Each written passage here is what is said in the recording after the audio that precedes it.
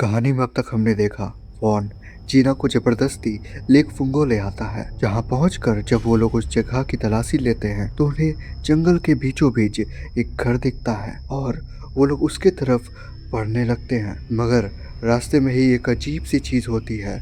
जीना को झाड़ियों के बीच एक अजीब सी परछाई दिखाई देती है, जिससे घबराकर जीना जंगल से बाहर अपनी कार की तरफ भागती है। मगर शायद किस्मत को कुछ और ही मंजूर था, क्योंकि जीना भागती तो कार की तरफ है मगर उसके रास्ते में वही घर आ जाता है। बट जीना यहाँ अपनी जिंदगी की सबसे बड़ी गलती कर बैठती है। वो उस घर के अंदर चली जाती है।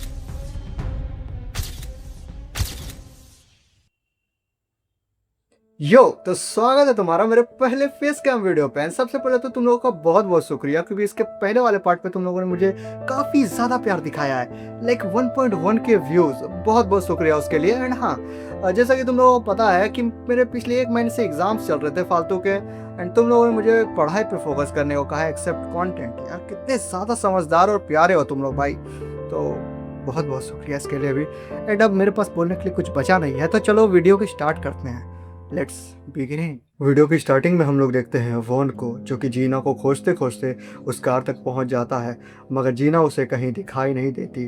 तो वो जीना को खोजने के लिए इधर उधर आवाज़ें लगाने लगता है। तभी हम लोग एक कौवे को देखते हैं जो कि वॉन के ऊपर नजर गड़ाए हुए था। इसी के साथ सीन पास्ट में शिफ्ट हो जाता है और हम लोग तब का समय देखते हैं जब जीना अपने थेरेपी से उठ करके चली गई थी।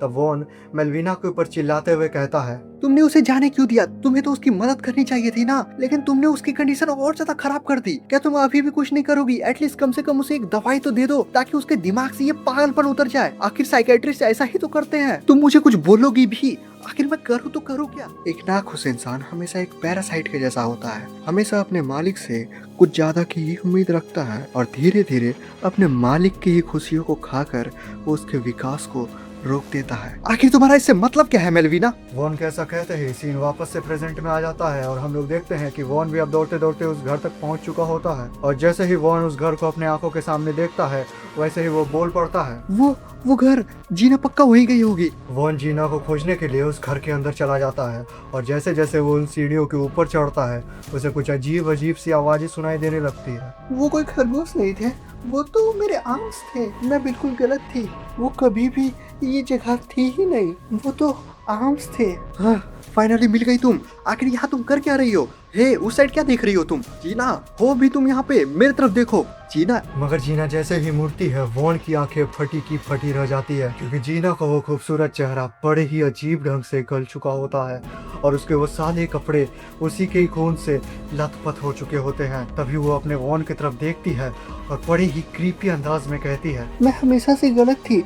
वो लोग इस घर में कभी थे ही नहीं, बल्कि वो तो मेरे अंदर सो रहे थे और अब वो वापस से जाग चुके हैं। वो कभी भी खरगोश थे ही नहीं, वो तो मेरे आर्म्स थे। जीना, जीना, होश में आओ जीना, क्या कर रही हो तुम? तभी जीना का वो चेहरा गल करके नीचे गिर जाता है और हम लोगों को दिखाया जाता है उसका असली रूप। ऐसे नज़ारे को अपने सामने देख वॉन बिना कोई समझ आया कि ये वहाँ से भाग खड़ा होता है। उस रूम से, जीना से वो बस दूर जाना चाहता था।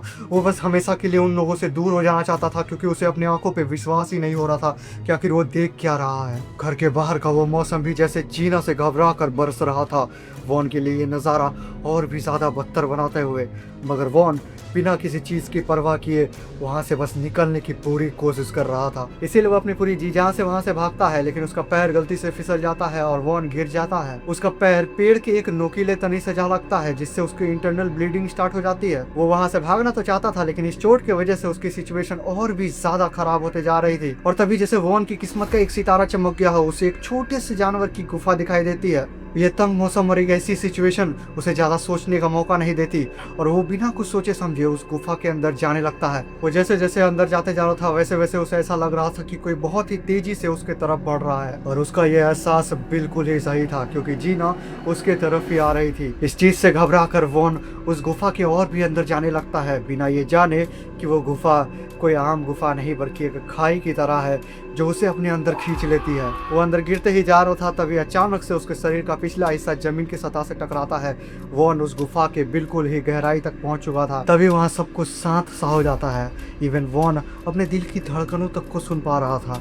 अगर वहाँ कुछ था तो बस अंधेरा और वॉन की वो लंबी लंबी सांसें। अब ना तो वॉन में कोई ताकत बची थी ना ही हिम्मत, वो बस जैसे तैसे करके खुद को संभाले हुए था। तभी वॉन अपने सभी जेबों को टटोलता है और किस्मत से उसे एक लाइटर मिल जाता है। लेकिन जैसे ही वॉन उस लाइटर को जलाता है वो बिल्कुल ही घबरा सा जाता है, क्योंकि उसके सामने वो मंजर था जो कि ये बयां कर रहा था कि क्यों जीना इतने समय से ट्रॉमेटाइज थी अपने उस स्कूल ट्रिप से, क्योंकि शायद उसने कुछ ऐसा देखा था, या फिर ये कहूँ कि उसने कुछ अपने ही दोस्तों के साथ ऐसा किया था कि वो कभी अपने घर पहुंच ही नहीं पाए।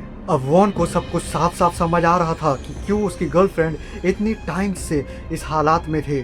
शायद वो अपने ही दोस्तों को ख़त्म करने की बात कभी एक्सेप्ट ही नहीं कर पाई थी, इसीलिए उसने अपने ही यादों में इन सभी चीज़ों को भुला दिया था।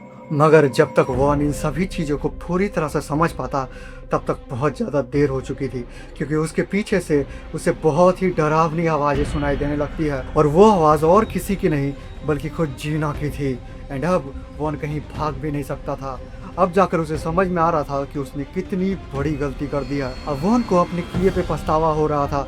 वो सोच रहा था कि काश जीना जैसी थी वैसे ही वो उसे एक्सेप्ट कर लेता, तो ना ही वो कभी उसे इस चीज़ के लिए फोर्स करता, ना ही ये सब कुछ कभी होता। एंड इसी के साथ वॉन का किस्सा यहाँ हमेशा हमेशा के लिए ख़त्म हो जाता है।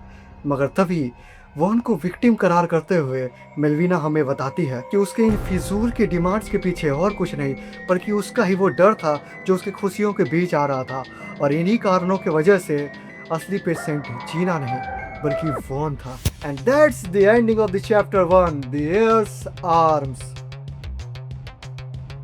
अरे रुको रुको रुको, अब इससे पहले कि तुम लोग कमेंट करने लग जाओ कि वीडियो इतनी छोटी क्यों थी, उससे पहले मैं तुम्हें बता देना चाहता हूँ कि इसमें गलती मेरी ही है। हाँ सही सुना तुमने, मेरी ही गलती है, क्योंकि मैंने पिछले वाले वीडियो में ऑलरेडी इसका 70% पार्ट कवर कर दिया था एंड मुझे पता ही नहीं था। लेकिन मैंने वो चैप्टर पूरा पढ़ा ही नहीं था एंड मजे मजे मैंने स्क्रिप्ट भी लिख दिया और उसको कवर भी कर दिया था। अब क्या कर सकते हैं, गलती है, हो गई तो हो गई। अब देखो इसका नेक्स्ट चैप्टर जो है वो मैं इस वीडियो में कवर नहीं करना चाहता था, क्योंकि अगर मैं कवर कर देता तो ये वीडियो बिल्कुल ही बकवास हो जाता। सो मैंने सोचा कि इसका जो नेक्स्ट चैप्टर है जो कि आने वाला मस्त भाई बहुत ही तगड़ा चैप्टर है, मैं पहले बता दे रहा हूँ, तो वो चीज़ नेक्स्ट पार्ट में ही अच्छा लगेगा। ठीक है, तो वेट करना पार्ट 3 के लिए। एंड यार देखो वीडियो काफ़ी ज़्यादा लेट आई है, ये बात तो तुम लोगों को पता ही है। लाइक 45 दिन से ज़्यादा हो चुका है, 45 डेज़ यार, बहुत ही ज़्यादा है ये।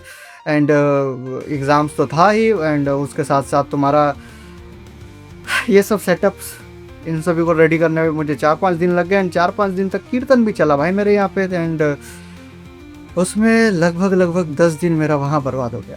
सो दैट्स वाई वीडियो और ज़्यादा लेट हो गई। सो सॉरी उसके लिए। बट हाँ अब वीडियो रेगुलर आएगी, सो बी रेडी फॉर दिस। तो चलो मिलते हैं अब तुमसे नेक्स्ट वीडियो में, तब तक के लिए सी यू, सायोनारा।